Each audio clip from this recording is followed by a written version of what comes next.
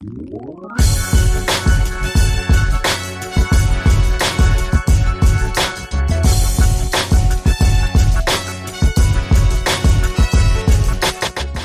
guys, what's going on? It's Preston here from the Leigendarium. Welcome to a very special episode of 30-Minute Author Interviews. HankGarner and I decided to combine our two podcasts, his being the Author Stories podcast and mine being 30-Minute Author Interviews, and we wanted to talk about some of our favorite things of 2016, books, movies, audiobooks, and we also wanted to talk about things that we've learned while doing podcasting.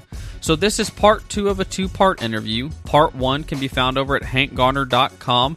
I'll put a link in the show notes, and this is part 2. So sit back, relax, and enjoy the next 30 minutes with HankGarner and myself.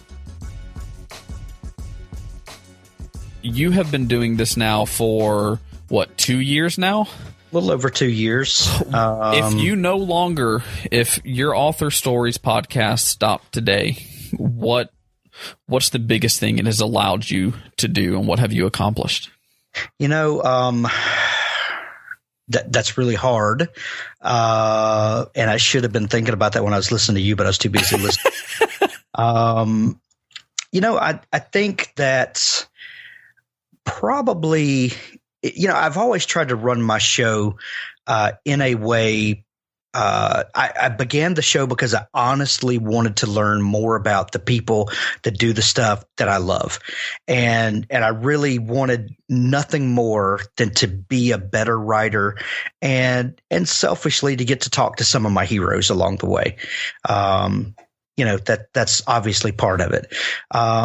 But I think one of the biggest things I learned is that when you take your own motivations out of the way as much as you humanly can as a human, and say, you know what, I'm going to invest everything I have to give in this other person, and I want to give them a platform and to help them promote their thing as much as I can. Then you grow as a person, and people reciprocate that back to you. So I think probably one of the biggest things I've learned or I've had kind of solidified in me is that you can never do good for other people enough. It's, if that's your main motivation, that will carry you farther than any manipulation and trying to do things for other people so they will do for you. And, I'm going to do this podcast so that my name will get bigger and bigger.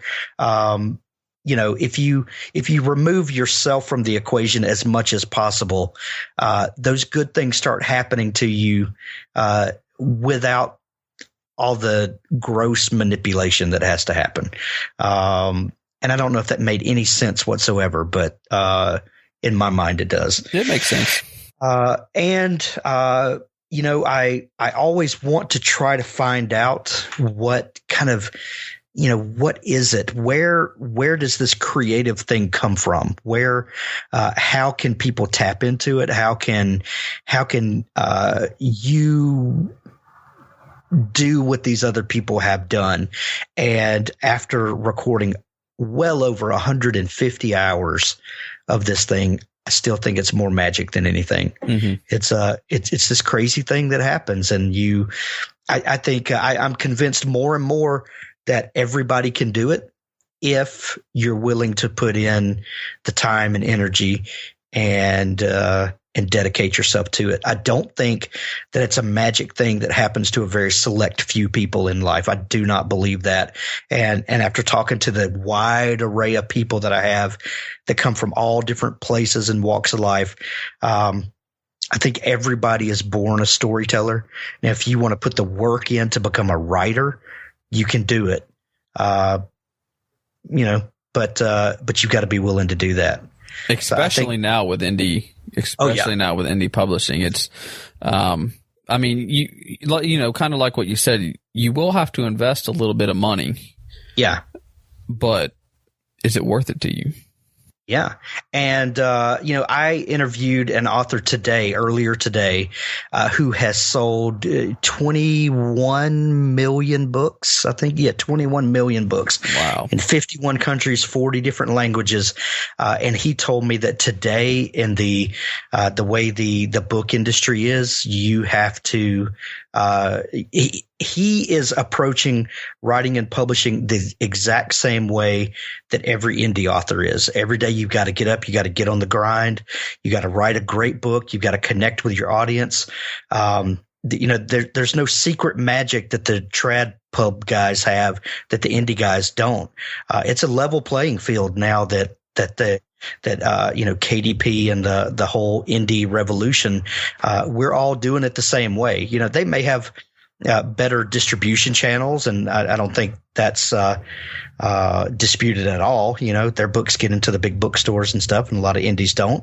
But at the end of the day, they are still having to get out and connect with their audience and build it from the grassroots, just like everybody else. Yeah, my wife was actually just reading a traditionally published book. That's what she mainly reads, but it was put out on this huge author in traditional publishing, I guess, has his own publishing thing now.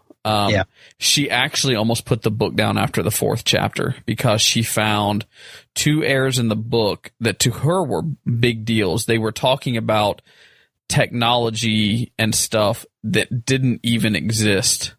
Didn't exist back in that day. Like, people were still trying to figure it out, and it was mentioned like it was regular technology in that book. So she almost put it down because of that. And this author was on a very big author, James Patterson's publishing company, and she almost put it down because of those two errors. So wow. Yeah, it's definitely a level playing field. That's crazy, and indies, especially now, have most of them that I know are as serious or more serious about the business of what they're doing than a lot of traditional published folks are, because they know they've got to wake up every morning. They've got to make it happen, and it all rests on their shoulders. And, some folks, hand it off to another department when they're finished writing it, and they take it from there. And the indie guys are like, we take it from step A to step Z all the way through. So, yeah. But, let's do a little speed round to wrap this up. Okay. Let's talk about our 2 favorite books and 2 favorite music albums that came out this year. Ooh, okay. Yeah. So I'll go first with one of mine. Let's see. Favorite book. I had it. I read The Bright Empires collection by Stephen Lawhead, and it's a little bit of a cheat because it was 5 books. But I bought the Kindle edition that had all 5 together. There we go. And an omnibus. Yeah, an omnibus. Yeah. And it's a traditionally published book. But it's this crazy, huge story about time travel and ley lines and interdimensional travel, and there's about 6 different storylines that are from all over history and kind of space time, and how all 6 of these stories intersect, and how this weird quantum physics thing brings all these stories together into one. Mm-hmm. It's a crazy, fun, fast ride, and I loved it so much. It's called The Bright Empires Collection by Stephen Lawhead. So is that your pick for the year, your number one? That would be my number one book pick for the year. Okay. I think. Yeah. And what's yours? So my number one, I'm going to do a traditionally published book as well. Okay. But this guy was originally, he got I forget how many rejection letters that he was literally about to put it out on his own before it got picked up. And the movie rights ended up getting sold as well to the book. And I've been praising this book since I read it in May. So I'm sure everybody's probably tired of hearing it that know me. But my book of the year is Sleeping Giants by Sylvain Neuvel. I stumbled upon this book because of its cover in Books A Million. We don't have a bookstore close to us. So whenever we visit my in-laws or my family, or we drive further than an hour and 15 minutes away from our house, I'll stop at a bookstore if I can, because books are my new crack now. And I saw the cover of this book and it grabbed my attention, so I picked it up and read what it was about and knew that I had to buy it. And it is about this girl who is, I believe, 13. Yeah, I think she's a young girl in the beginning of the book. Like the prelude in this book is the non-interview format of this book. And she gets a bike for her birthday. She wants to ride it before dinner time, so she kind of sneaks out of the house, rides her bike, and she sees something in the woods off in the distance. So she puts her bike down, starts walking towards it, and she falls down a hole. And when she finally gets rescued from this hole, she realizes, and the firefighters and the few other people that were there to rescue her, that she didn't just fall down an ordinary hole, that she actually landed in the hand of a giant robot. But it's only the hand that is there. And the walls to this hole that she fell down weren't dug by men. It's perfectly straight walls. And so fast forward 10 years or so, and she ends up getting a degree in science, and she gets to become part of the team. Not because she fell on the hand, but she just happens to get placed on this team where she gets to help research the hand that she fell onto. And where is the rest of this robot? How can we find the rest of this robot? Who put it here? Can we control the robot if we can find all the pieces? And why wasn't it originally put here? And the whole book is done in an interview format. You have the same mystery guy interviewing the main characters in the book, and that's how you find out about events that have happened. So that is my book of the year. The cover is gorgeous. It has a little hole in the dust jacket for you to see the actual hard part of the book, the hard cover. And so when you take off the dust jacket, there is then art underneath the dust jacket on the front and back. Cool. It is a gorgeous book. It's a great read. Book 2 comes out in, I think it's April of 2017. And the Audible book that goes with it is just as good. They have a different voice actor doing each character. And that's cool. I consider myself a slow reader. I didn't start reading until I met my wife, and she told me to read Harry Potter. That's how I got into reading. So I consider myself a slow reader. And this book, like I said, I picked it up visiting my in-laws, and we always go to church in the morning with my in-laws before we hit the road. And I got this book and was reading it, and I actually had the debate as I'm laying in bed that night. Do I keep reading the book and then skip church and sleep before we hit the road? Or should I put the book down and go to church with my in-laws and then buy the Audible book so I can listen to it while we're driving home? Right. And so Preston, keep reading. I went to church. I bought the Audible, listened to the Audible in the car, and then when we got home, immediately picked the book up and started. I had this book read in a 24-hour period. It's just, to me, it was that good. That's awesome. Oh, I'm going to pick that book up. I think you've told me about it before. I might have. I think you did. So I'm gonna move that up my list. I'm sure it's on my list already. It probably is. So I'm going to give you a music pick now. And my number one music pick for the year is Sturgill Simpson, A Sailor's Guide to Earth. And this is a new album that came out this year. Sturgill is an indie guy. This is his first major label release. But he's still an indie guy kind of at heart. And he does kind of, some of his earlier stuff was more like traditional country. But this album is, kind of, the throwback to Motown and to, some more traditional music and blues. And it's this kind of weird amalgamation. But the whole thing is a letter to his newborn son. And so the album is a song cycle. And you being a music lover and music collector for so long, you can appreciate this.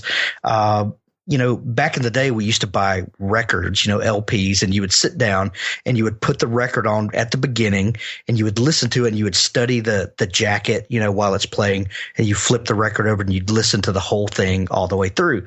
And so people used to put albums together like that, where now people just buy songs on iTunes and you lose the context of it. And so Sturgill made this album as a letter to his son. So it begins at him being born. The first line of the whole album is, hello, my son, welcome to Earth. You may not be my last, but you'll always be my first. And so then the end song is him grown up and setting out on his own. And at the end of the album, it loops back around to where the beginning picks up. So it's a song cycle. If you can listen to it from beginning to end, and the end loops right back to the beginning, and it's just a circle that Very keeps nice. going, and it's awesome, and it's meant to be listened to from beginning to end. There's some great singles on there, but you owe it to yourself to pick up this album, put on a set of headphones, make everybody leave you alone, and listen to it from front to back, and it's amazing. Amazing. It's incredible. And it was just announced yesterday that it's a Grammy nomination for album of the year, all genre.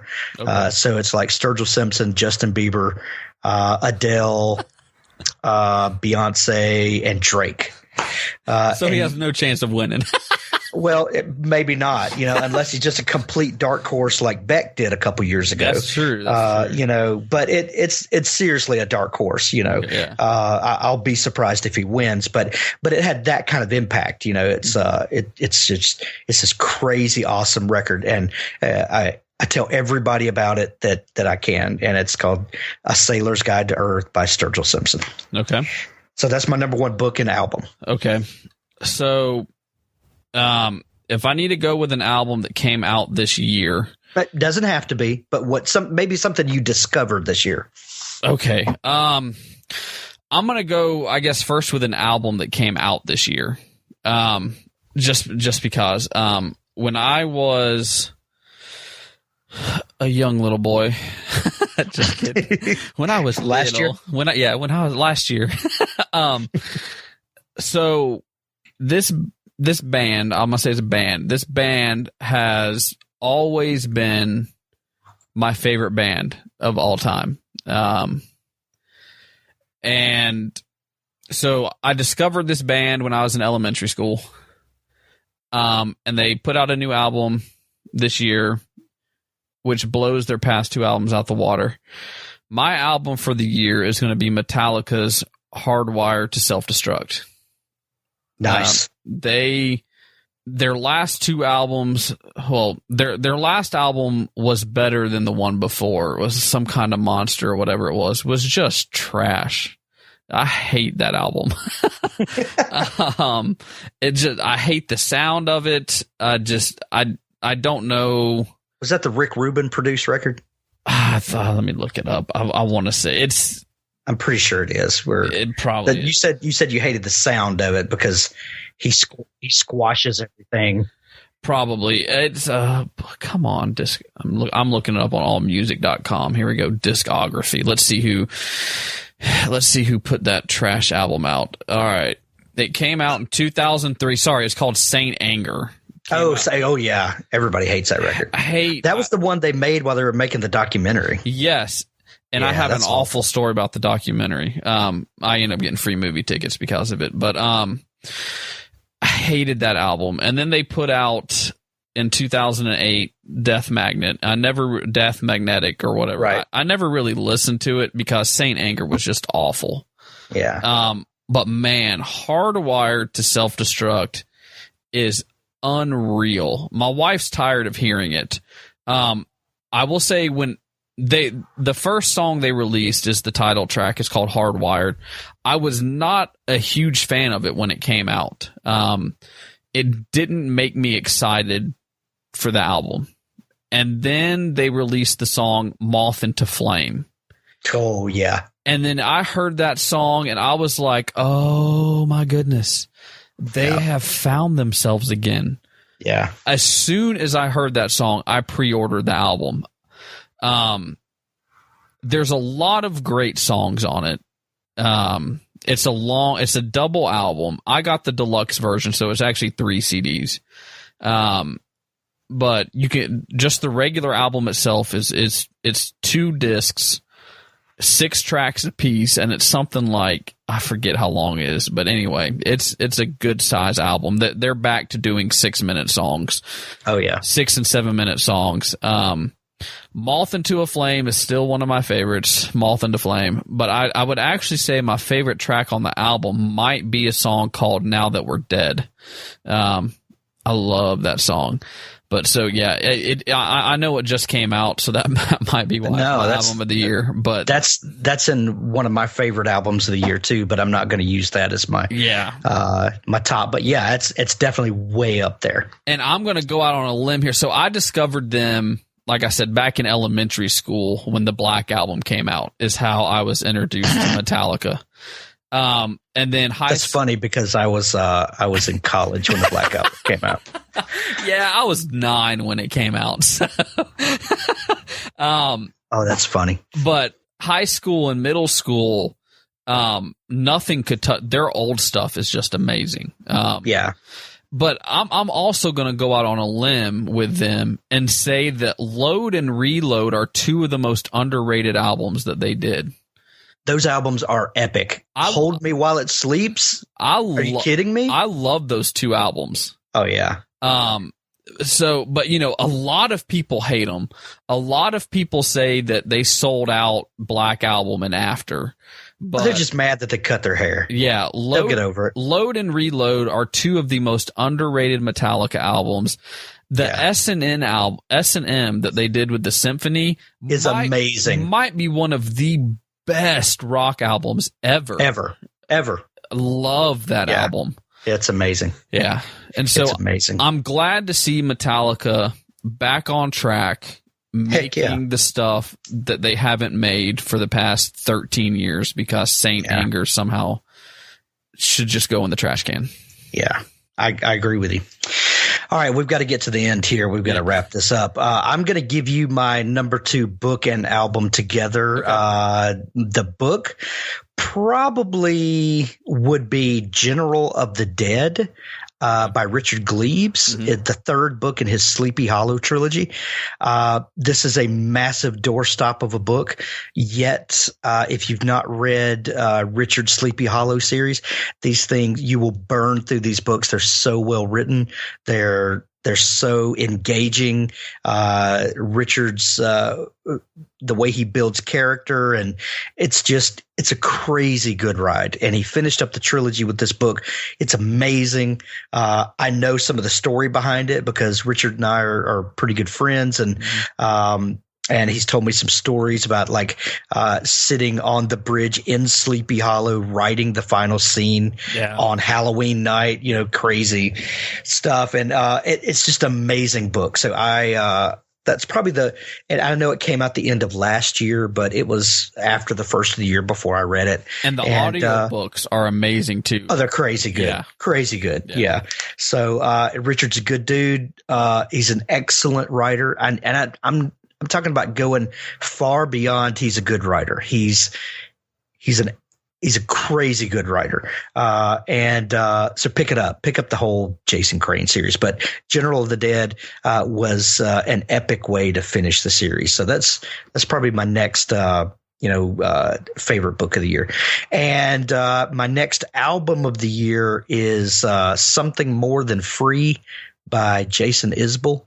I think Jason's probably my favorite lyricist right now. And at this point in my life, I'm into like really great songwriting. Mm-hmm. And he's got a song on there called Children of Children.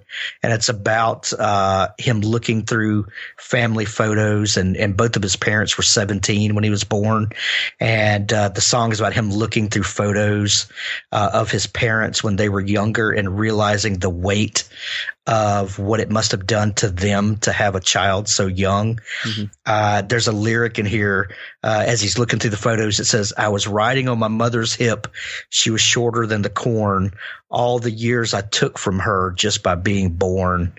If that doesn't rip your heart out, that's but the album is called Something More Than Free by Jason Isbell, also released this year. That and the Sturgill Simpson album are in constant rotation at my house. So I offer those two things to you. Okay. So I'm going to go with a short story for my number 2. Good. And I'm going to go indie this time with this one. I'll give a side note and say if I wasn't going indie and I'm going novel length, Dark Matter by Blake Crouch was amazing. Oh, yes. But I want to highlight an indie author. And so this came out in January. Okay. So at the very beginning of the year. It's a short story called Stone and Iris by Jonathan Balla. Jonathan is... He is such a fantastic writer. His first book was called The Quantum Door, and he went all out putting that on his own. He got Ben Adams to do the cover. He got David Gatewood to do the editing. So he went with 2 heavy hitters out the door for his debut novel. And then so this is a short story that he did. He got Ben Adams again to do the cover. And I think Gatewood might have edited it. I can't remember. But like I said, it's a short story. You can probably read it in about 15 minutes. But it is one of the best short stories that I have read. It's a great story, and I did not see the twist coming at the end. Awesome. Now, album-wise, I'm not going to do an album that was put out this year, but this is an album that for 2 years I can't get enough of. I still listen to it. He just had a new album come out today, and I haven't had the chance to listen to it. But it's an artist named Trip Lee. Trip Lee. He is, for those that don't know, he is from Reach Records. That's right. He is a Christian rapper. But don't knock it until you listen to it. Just because he's a Christian rapper, he does not throw it in your face, like some can do. But Rise by Trip Lee was put out in 2014. It is constantly on rotation in my car. I love every single song that is on it. And to me, he had one producer produce and mix. I know a lot of rappers get different people to do the different beats and stuff, but he had one person the whole album, so it flows great just from song to song. Yeah. And to me, it is one of the all-time best rap albums I've listened to, and I will put it up against even secular rap. I'll put it up against your Tupac, your Notorious B.I.G. This album is an album that I cannot get enough of from beginning to end. And even if this week I actually listened to the instrumentals, and a lot of times instrumentals necessarily aren't as good, but man, it's whether you want to listen to instrumental or the album itself, with him rapping, it is just an amazing album. He puts so much feeling into his songs, so much thought into his songs. And like I said, and it's not necessarily in your face gospel either. So I'm going with Trip Lee Rise.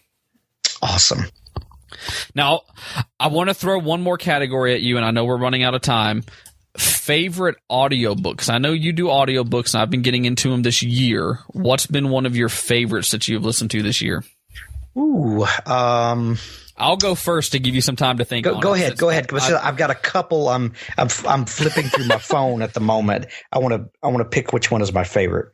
So I would say Sleeping Giants again, just because of how I told you that each character has its own voice actor. But I'm going to go with a book that did not come out this year. I just discovered the author this year, believe it or not. Brandon Sanderson's Mistborn, The Final Empire, whatever it's called, book 1 of his Mistborn trilogy. I got the book. I started reading it. I heard part of the Audible, and I actually prefer to listen to that guy read it to me versus me reading the book itself. I could probably be done reading the book by now, but the guy's voice, the way that he does each character, it's just, it's hypnotizing. It is. A lot of times I have a hard time with audiobooks that have one narrator because they're not necessarily the best. Yeah. Sometimes it's hard to differentiate between the different characters in the book, but do I still have it pulled up? The person that narrated is Michael Kramer, and he has done a ton of books. Yeah, he does a lot of Sandersons. He is like I said, I will listen to this book and read along with it versus reading by myself because of this guy's voice. It is amazing. All right. Mine is a tie, but I'll do it quickly. The tie is between The Black Prism, which was recently redone by – I had it up here and I just lost it – by Simon Vance. Simon did books 2 and 3 in the series, and now book 4, but they had a different narrator for the first one. Okay. And the first one was kind of clunky, and they got Simon Vance to go back and redo the first one. Amazing.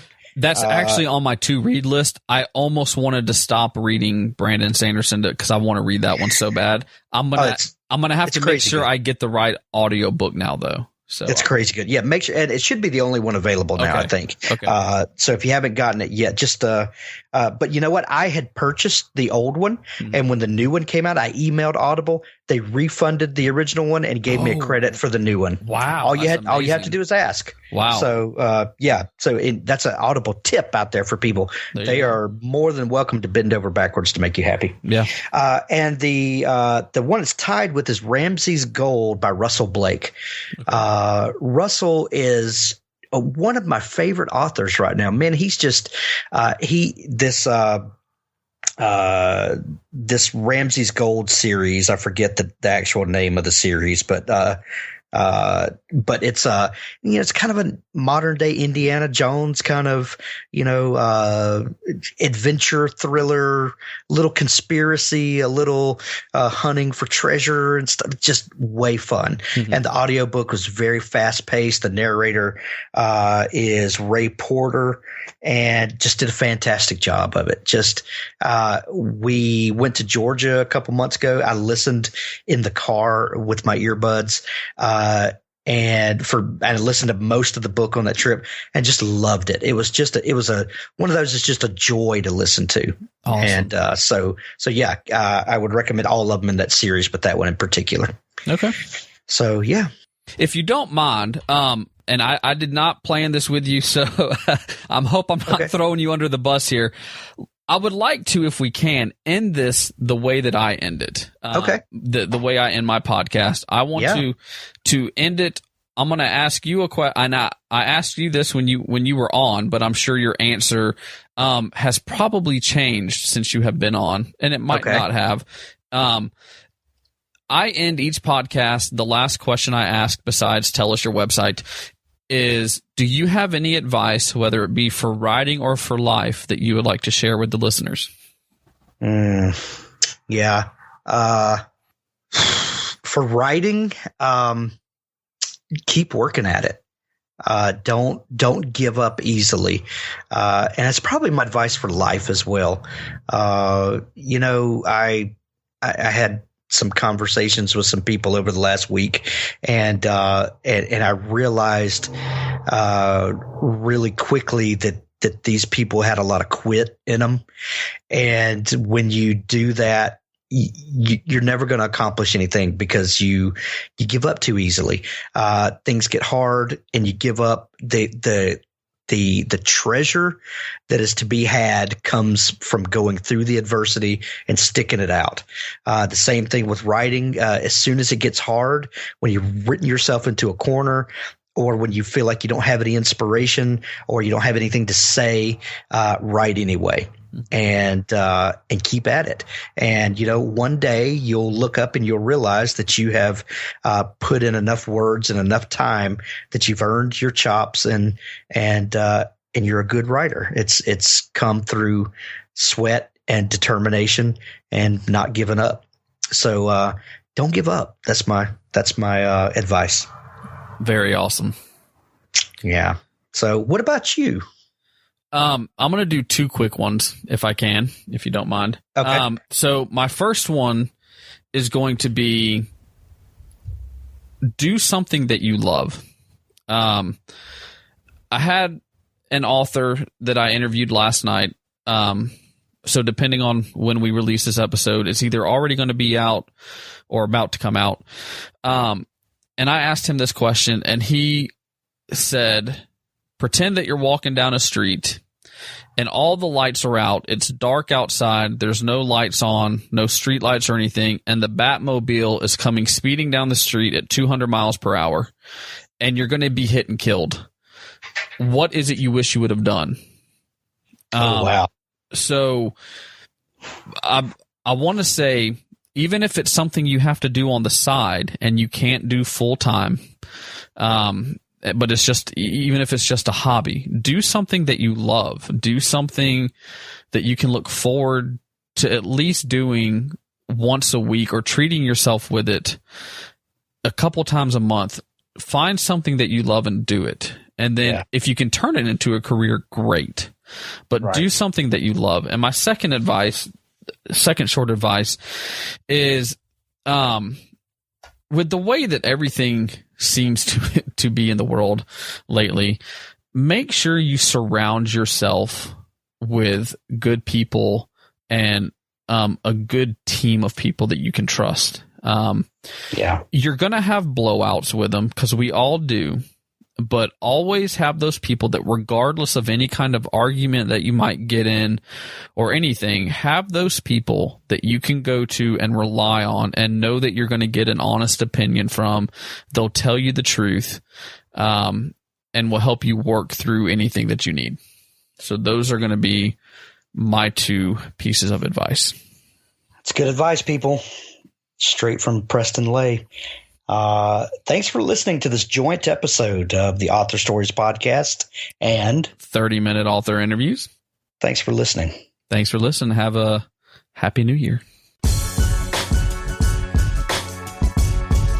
Well, guys, that's all the time we've got for this episode. Thank you so much for taking time out of your day and listening to 30-minute author interviews. We hope you come back next Wednesday and every Wednesday for a brand new episode. Did you miss part 1 of this interview? Just head on over to HankGarner.com for part 1, or check out the show notes for this episode over at Leigendarium.com, and I'll have a link over to Hank Garner's site so you can listen to part 1. And this is the last podcast episode before Christmas, so we hope everybody has a Merry Christmas, Happy Holidays, and a legendary New Year.